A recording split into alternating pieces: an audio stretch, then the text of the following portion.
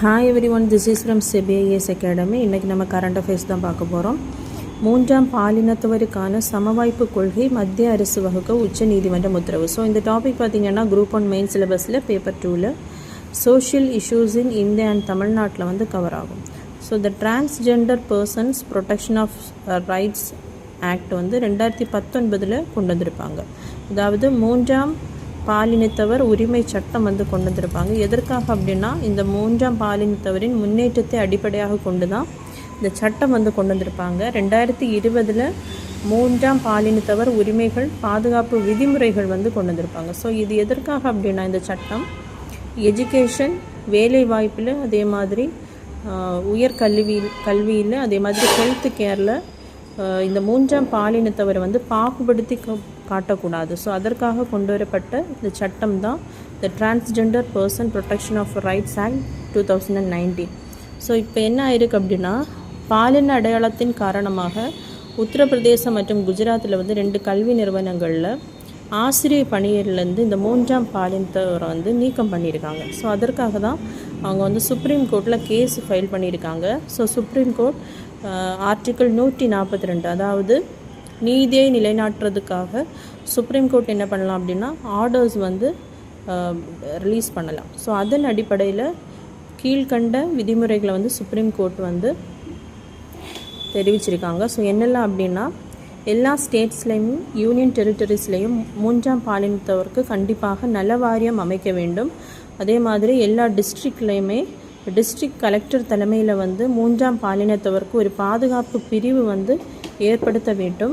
So அதே மாதிரி 2019 கொண்டு வரப்பட்ட சட்டம், 2020 கொண்டு வரப்பட்ட அந்த விதிமுறைகளை வந்து மீறினா அதை கையாளுவதற்கு என்ன பண்ணணும் அப்படின்னா, நாடு தழுவிய ஒரு கட்டணமில்லா தொலைபேசி எண்ணை வந்து உருவாக்க வேண்டும் அப்படின்னு சொல்லியிருக்காங்க.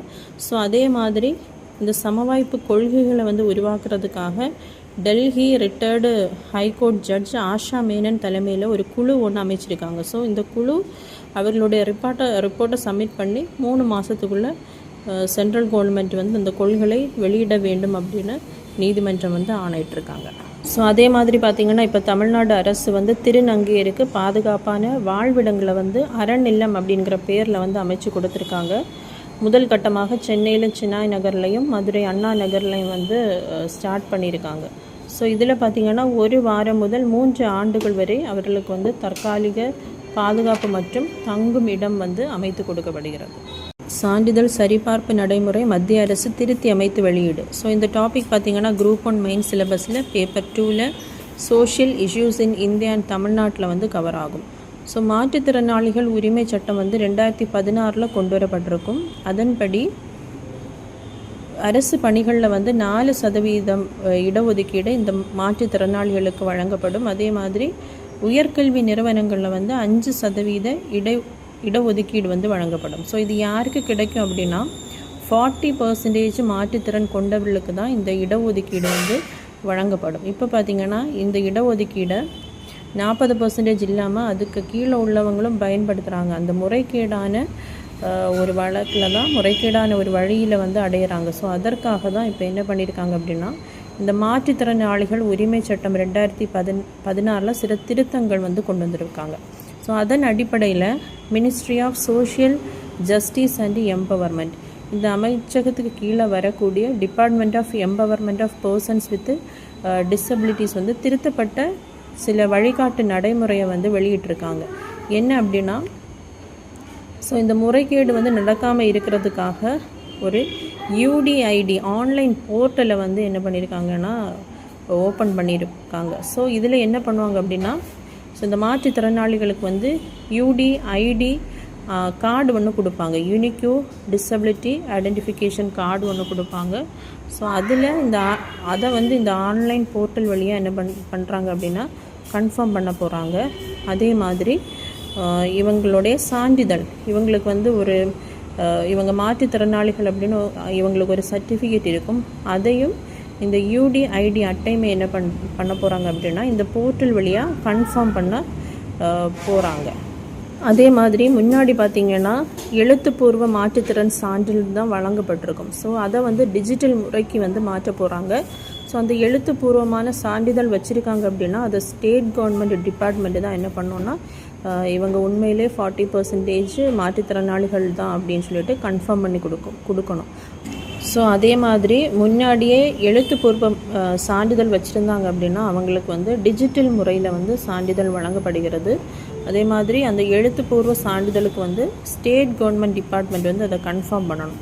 அதே மாதிரி அந்த 40% மாற்றுத்திறன் கொண்ட ஒருவருடைய அந்த படிப்பில் சேர்வதற்கு அந்த இடஒதுக்கீடு அடிப்படையில் அவர் தகுதியானவரா இல்லையா அப்படிங்கிற ஆராயறதுக்கு கூடுதல் கருவிகள் மற்றும் தொழில்நுட்பங்கள் மூலம் மருத்துவ மதிப்பீடுகளை வந்து மேற்கொள்ள போகிறாங்க. அதற்காக சம்பந்தப்பட்ட மருத்துவ வாரியங்கள் அதே மாதிரி மருத்துவமனைகளுக்கு வந்து புதிய நடைமுறைகளை செய்கிறதுக்கான அதிகாரத்தை வந்து வழங்கியிருக்காங்க. இதன் மூலம் காலாவதி வாகன ஸ்கிராப்பிங் திட்டம் தமிழகத்தில் விரைவில் தொடக்கம். ஸோ இந்த டாபிக் வந்து குரூப் 1 மெயின் சிலபஸில் பேப்பர் 4 என்விரான்மெண்ட்டில் வந்து கவர் ஆகும்.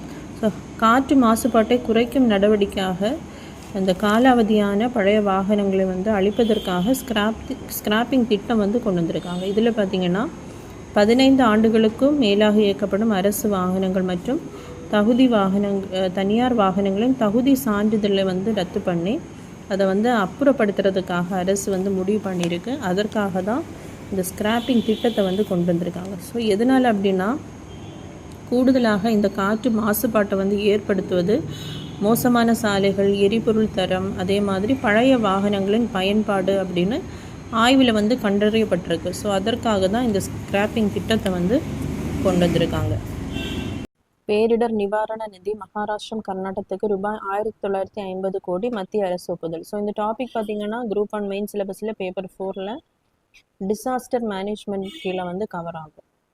ஸோ டிசாஸ்டர் மேனேஜ்மெண்ட் சட்டம் வந்து 2005 வந்து கொண்டு வரப்பட்டிருக்கும். ஸோ 2004 வந்து சுனாமி வந்திருக்கும். ஸோ அந்த அழிவுகளை வந்து மேன்மேலும் பாதுகாப்பது, அதில் அந்த அழிவிலிருந்து பாதுகாப்பதற்காக தான் இந்த டிசாஸ்டர் மேனேஜ்மெண்ட் சட்டம் வந்து 2005 கொண்டு வந்திருப்பாங்க. அதன்படி நேஷ்னல் டிசாஸ்டர் மேனேஜ்மெண்ட் அத்தாரிட்டி வந்து சென்டர்லையும், ஸ்டேட்ஸில் பார்த்தீங்கன்னா ஸ்டேட் டிசாஸ்டர் மேனேஜ்மெண்ட் அத்தாரிட்டியும் வந்து எஸ்டாப்ளிஷ் பண்ணியிருப்பாங்க. ஸோ இந்த நேஷ்னல் டிசாஸ்டர் மேனேஜ்மெண்ட் அத்தாரிட்டி வந்து national disaster response fund, national disaster mitigation fund அப்படிங்கிற 2 ஃபண்டை வந்து மெயின்டைன் பண்ணுவாங்க. அதே மாதிரி ஸ்டேட்ஸில் பார்த்தீங்கன்னா state disaster response fund, state disaster mitigation fund, இந்த 2 ஃபண்டையுமே மெயின்டைன் பண்ணுவாங்க. ஸோ எதற்காக அப்படின்னா ஸ்டேட் டிசாஸ்டர் மிட்டிகேஷன் ஃபண்ட் அப்படிங்கிறது பேரழிவு வருவதற்கு முன்னே அதிலிருந்து பாதுகாப்பதற்காக ஒதுக்கப்படுவது தான் இந்த நிதி. ஸ்டேட் டிசாஸ்டர் ரெஸ்பான்ஸ் ஃபண்டுன்னு சொல்லும்போது ஒரு பேரழிவு வந்துடுச்சுன்னா ஸோ இமீடியட்டாக மக்களுக்கு வந்து ரிலீஃப் கொடுக்கறதுக்காக எடுக்கப்படக்கூடிய ஃபண்டு தான் இந்த ஸ்டேட் டிசாஸ்டர் ரெஸ்பான்ஸ் ஃபண்ட்.